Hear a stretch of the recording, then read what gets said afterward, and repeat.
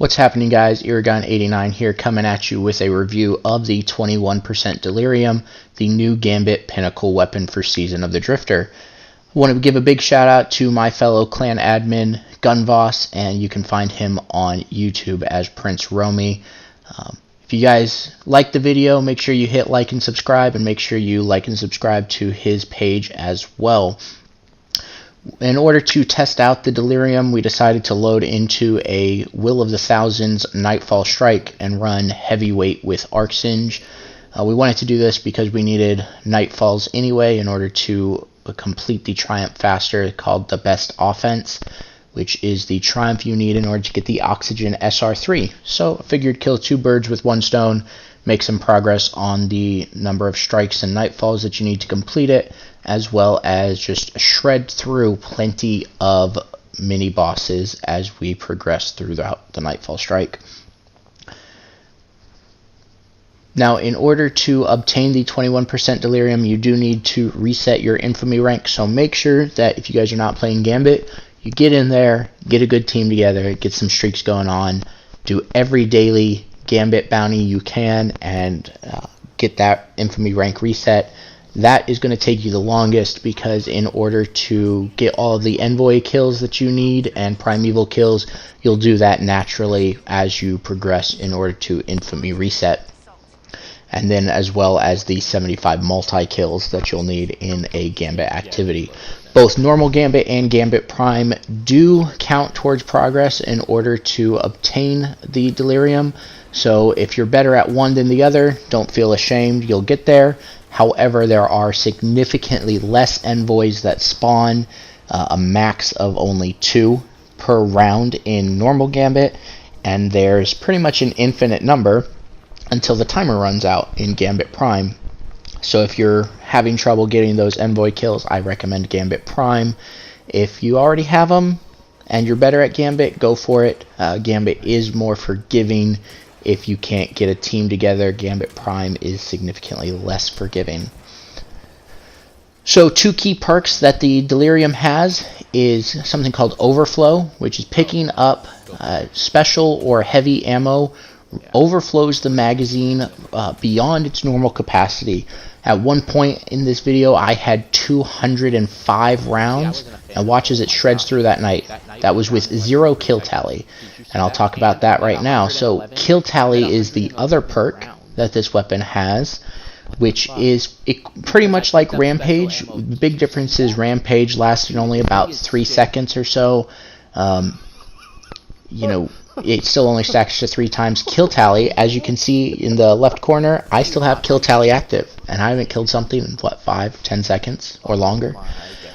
Kill tally does not go away unless you die, reload the magazine, or if you swap weapons. By stowing 21% Delirium, it will get rid of kill tally, and therefore dying will get rid of it, and so will reloading it. However, unlike Rampage, kill tally has no other time limit. It will last infinitely as long as you can keep shooting the weapon. Now, one other thing to note, the Overflow perk does only reload from reserves. So as you can see, I have about 50 something rounds left. I have 0 in the reserves. If I were to pick up special ammo, I would not magically get extra ammo, kind of like Whisper of the Worm does.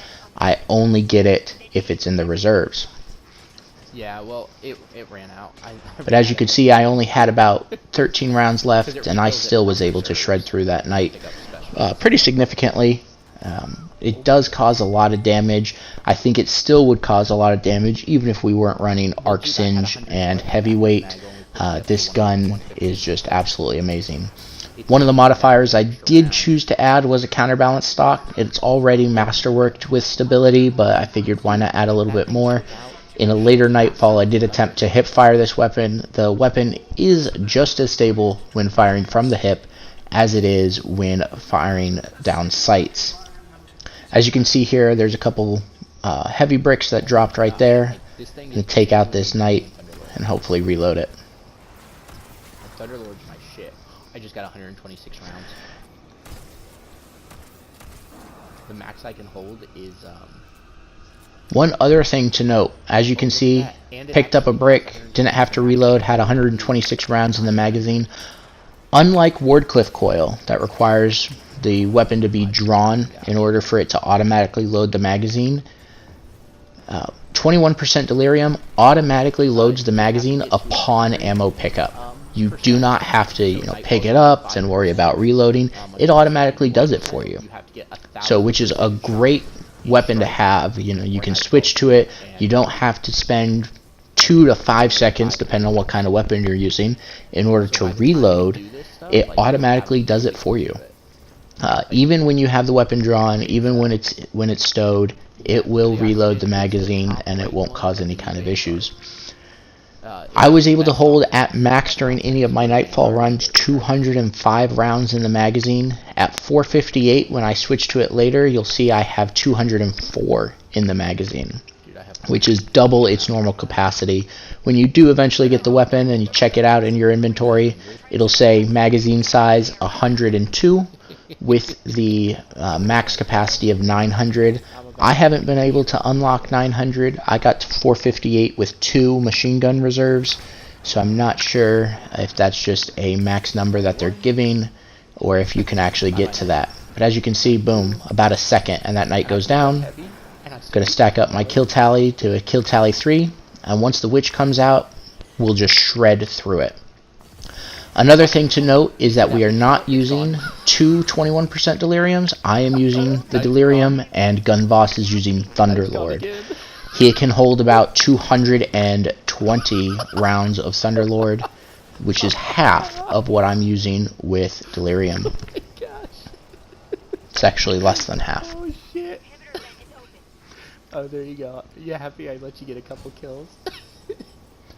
One other thing to note is I didn't pick up that Valkyrie, because if I had picked up the Valkyrie, it counts as stowing the Delirium, and I actually would have lost my kill tally.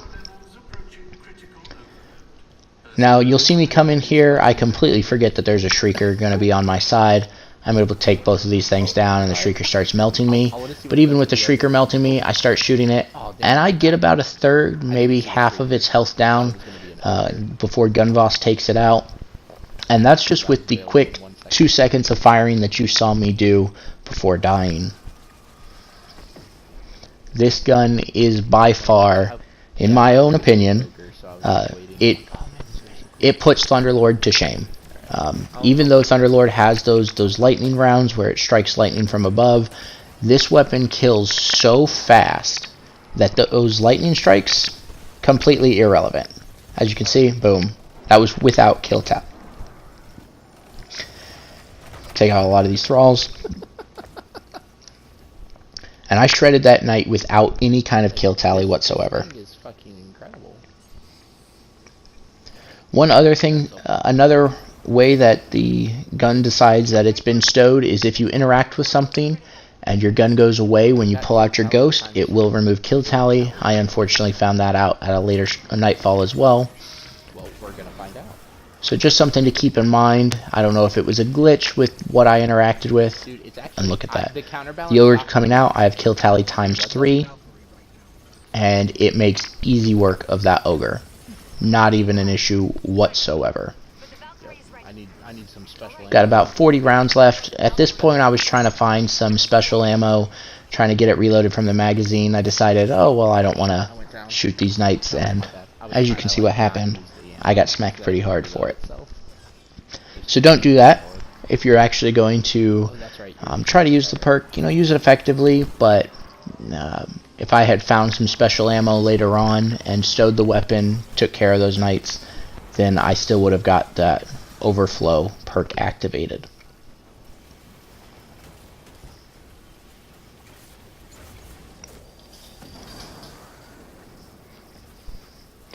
There is a wanted enemy coming up right here.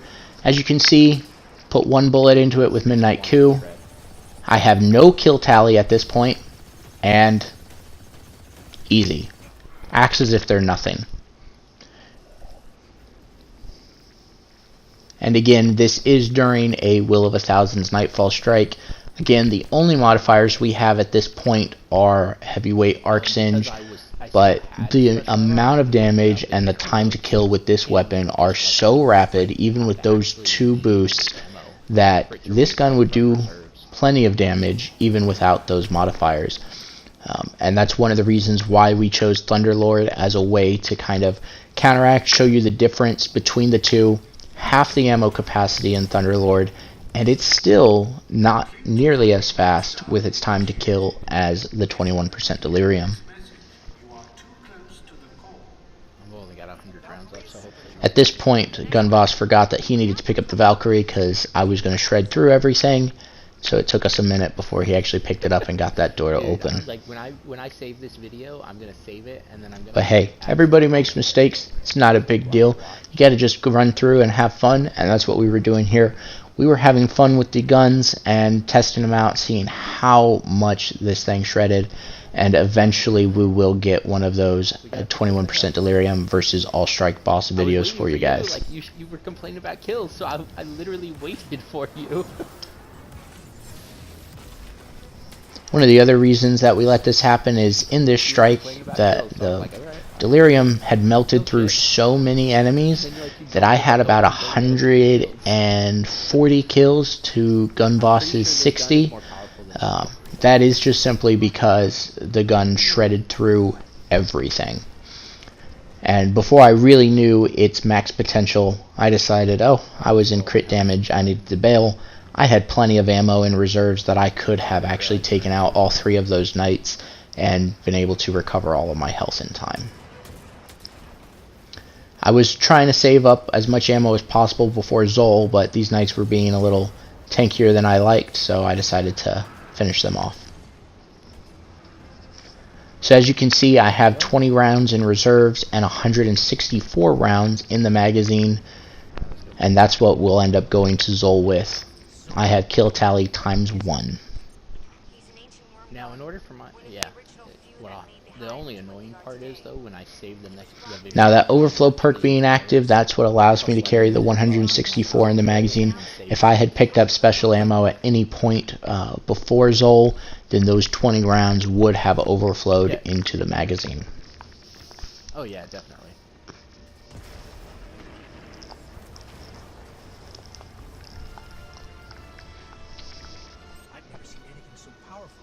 Be careful. Well, let's find out. I've only got 100. I highly recommend a rally barricade here, even if you don't have the need for it, like I didn't. But a rally barricade definitely would have helped Gunvoss because he's running a hunter, and he had 3 magazines worth of ammo, so he was able to dodge reload once, but wasn't able to do it again. And as you can see, we took Zol down to a quarter health and it became immune. We had done so much damage between the 2 weapons that Zol didn't even go across the map to the other side. Immediately spawns the 2 ogres, which are the last 2 mini bosses that it spawns before final damage phase of this encounter. And that was it. There was no other need. The reload speed of 21% isn't that bad. It's actually pretty decent, about what you would get from a Hammerhead or Thunderlord without Feeding Frenzy activated. And as you can see there, we were able to melt Zol in just a couple seconds. So if you guys like Gambit, even if you don't like Gambit, I highly recommend grinding it for this gun. It far outshines Hammerhead and Thunderlord. It is by far my favorite heavy weapon that Bungie has. They've really outdone themselves. 10 out of 10. Put in the grind, get it as soon as possible. It'll just make everything so much easier. Thank you for watching. If you liked the video, hit the like button, hit subscribe, check out Prince Romy, aka Gunvoss, check out the Devil's Dandruff. Thank you all for your time. Have a great one.